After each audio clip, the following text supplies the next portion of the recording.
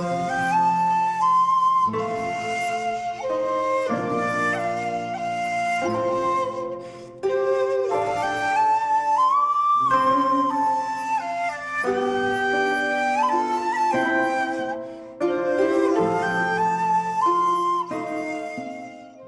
there, this is Solid Children from Solid Children Films, and welcome to part 7 of my Claude Chabrol season. And part 7 we're going to talk about, from 1969, Bete Meure, which translates as both This Man Must Die or This Beast Must Die, and the double meaning is relevant to the film. Again, this is on the Arrow DVD collection, volume 1. It features some famous faces, including Jean Yan, who would appear in La Bouche, which will be in part 8 of my video series. And this is a fantastic film about a father who is out for revenge for the hit and run driver who killed his son. I'm going to go into spoilers a little bit later, but that's not really a spoiler. That'll essentially tell you on the back of the box. So it has this fantastic opening before the titles.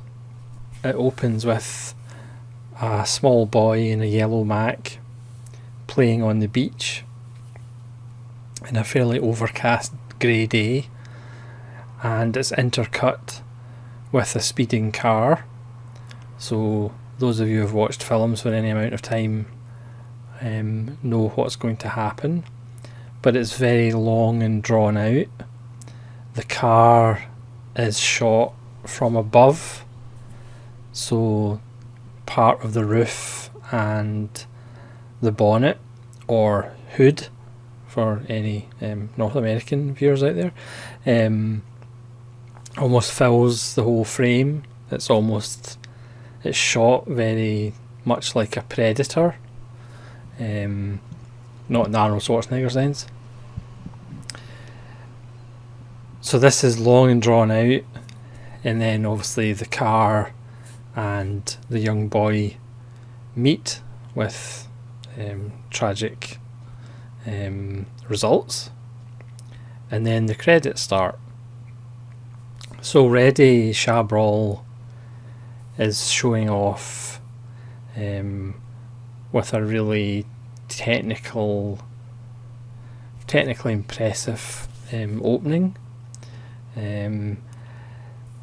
So it then pretty much just cuts to the father, who is trying to track down his son's killer.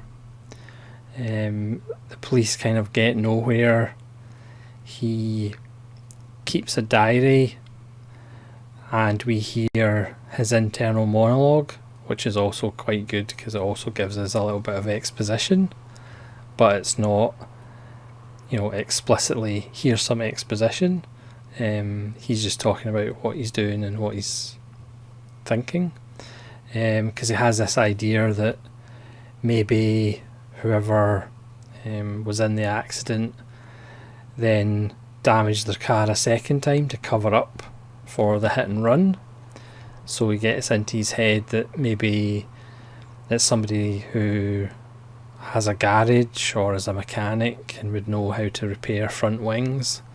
But again, this gets him nowhere. So he's driving around, he gets stuck in mud, and he happens to come across a farmer who says to him the same thing happened to this actress. And going back to the farmer's house, his son is into actresses, and gives him a name, Helene Lansdowne, who he tracks down. Because he's a writer, that's kind of, he gets the introduction to her, and they start kind of seeing each other, but just platonically. And then in conversation it comes out that she's got a brother-in-law who is a bit of an arse, and so again he kind of pretends to care for her more than he actually does to get an introduction to her family who live in Quimper, which is out in the country, or in the country, but also the seaside.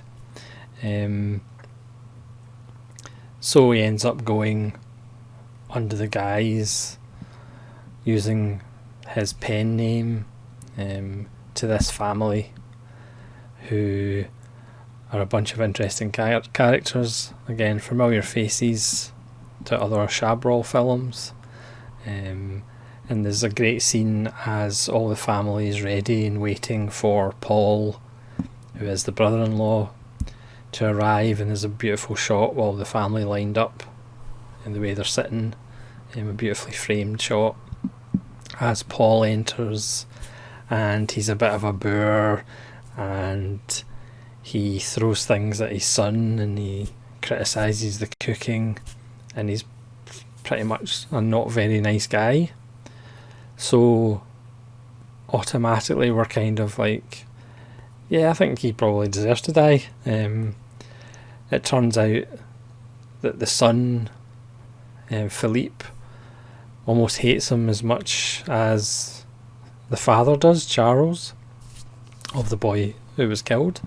And there's a nice relationship that happens with Charles and Philippe, as Philippe sees him as almost, he wishes he was his father instead of the brutish Paul. So that's quite nice. As the best Chabrol films, they're slow burners. Again, I think I mentioned this in the last video. If you're coming to Chabrol films expecting wham bam, thank you ma'am type action, that's not what Chabrol's about.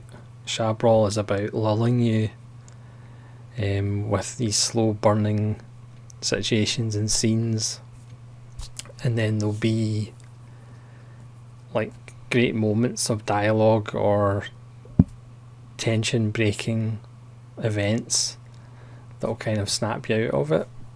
This has some really good scenes in it.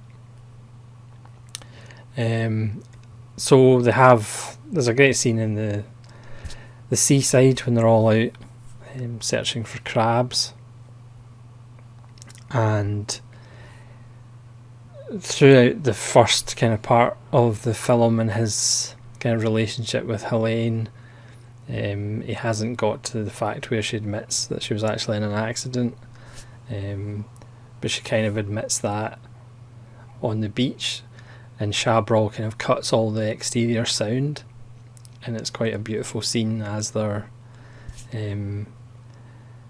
she finally kind of breaks down to mention she was in an accident. This is after that she admits that she's had biblical relations with Paul as well, which she describes as the most horrible experience of her life. So she hates Paul. His son hates him. The only person that likes him is the grandmother, who is a bit of an arse too. But everybody else in the family either resents Paul. You know, he owns garages, so he's like new rich, and he's a bit of a slob and a bit of a boor. And there's a moment when he's persuading Charles to go see some land that you could make a golf course out of. Again, kind of chopping up the countryside for capitalistic purposes. He slips and he falls down a bit of the cliff, so he's hanging on. He's obviously begging Charles to help him, and of course you've got that tension of will he just let him fall, and he actually goes down a little bit to the side and actually picks up a huge rock, but just as he's perhaps about to smash over his head and let him fall to his death. Helene walks up and then he rescues Paul. So, and obviously things happen further down the road, which I'm about to go into spoiler territory. But this is one of Chabrol's best. I mean, my personal favourite is Le Boucher, which is next, but this one is right up there. His use of technique as far as playing with sound, the way he cuts things. Again, he's not the most showiest director, which again, I'm inventing new words in the English language. He doesn't kind of do things to go look at me. He generally does them as part of the story and to actually focus your view into certain things.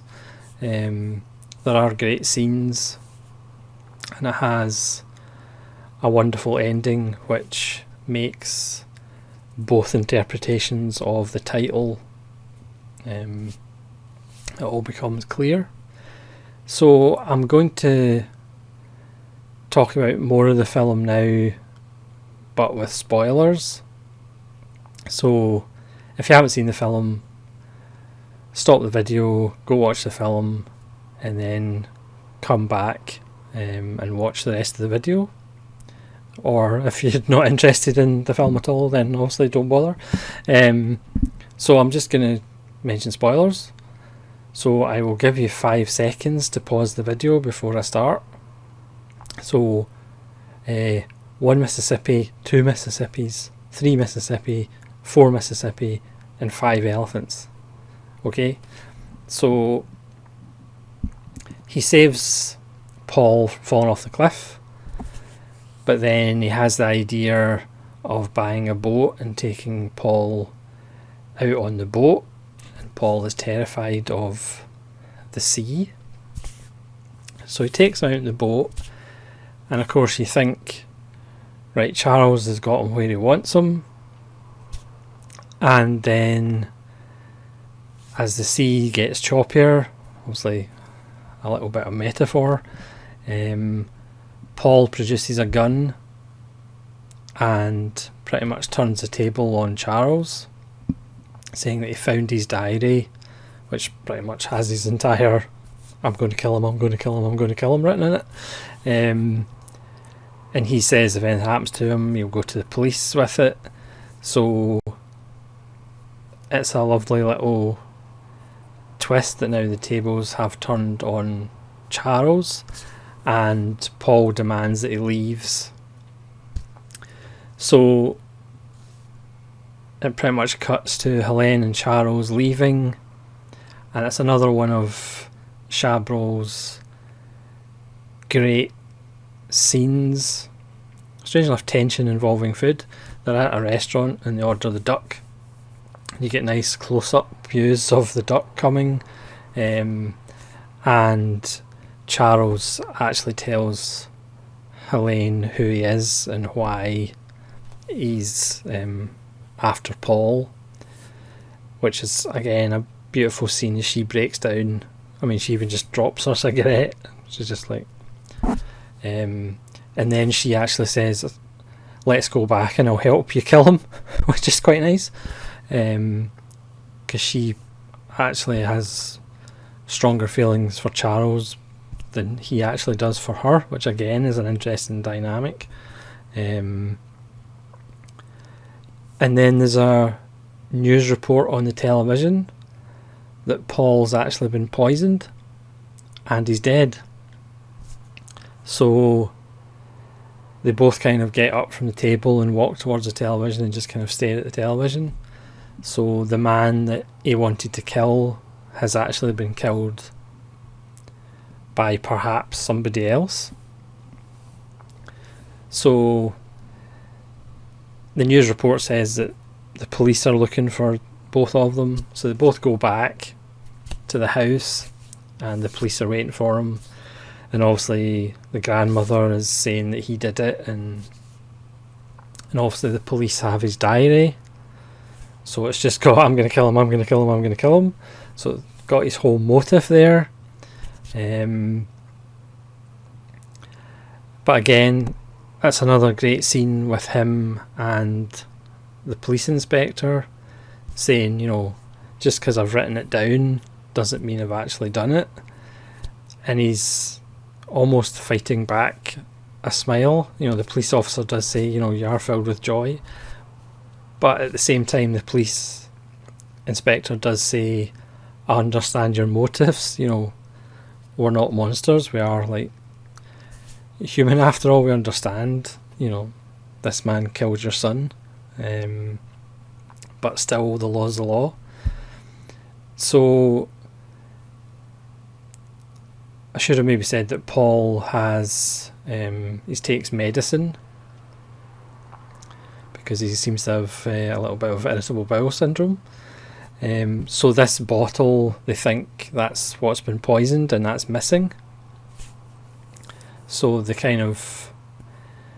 decide to actually arrest Charles. So even though there's not a lot of evidence, they actually arrest him. But at the same time, Philippe turns up at the police station with the bottle of medicine, and he confesses to killing his father. And Paul and Helene leave, and Paul leaves her a letter saying, you know, how much of a coward he is just for running away, and, you know, while he was helping Philippe with his studies, he may have mentioned how to kill his father. So even though Philippe perhaps did it, you know, he feels responsible for it. But of course he's not actually going to turn himself in. He's going to let Philippe take the rap.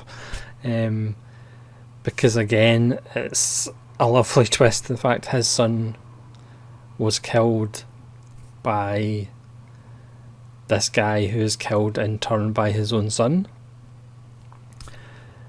So Charles essentially goes away in his boat, and you just see him sailing away, theoretically to the end of the earth and to his death, and that's why the beast must die, and this man must die, and the same music that we heard at the start, you know, when the car's careening towards the man's son, that's the same music we hear at the end as the boat disappears into the horizon, which is just a beautiful touch. Yeah, it's a quintessentially French film, and I don't really know what I mean by that, but it's just awesome. It's just fantastic. It's a slow burn, but it's just fantastic. There's great scenes, there's some lovely technical flourishes with the camera and technique, and it's just one of Chabrol's best films. So I hope you enjoyed this video, and I hope I didn't spoil it for you, and I hope I tried to actually explain it as best I could. Probably haven't done a very good job, but never mind. So thank you very much for watching. Please let me know in the comments below if you've seen This Man/Beast Must Die and what you think of it, and hopefully we will see you again for part 8 of the Claude Chabrol season, which will be Le Boucher, or The Butcher. So hopefully we'll see you then. This is Solitude Ronan saying thank you very much for watching, and we'll see you later.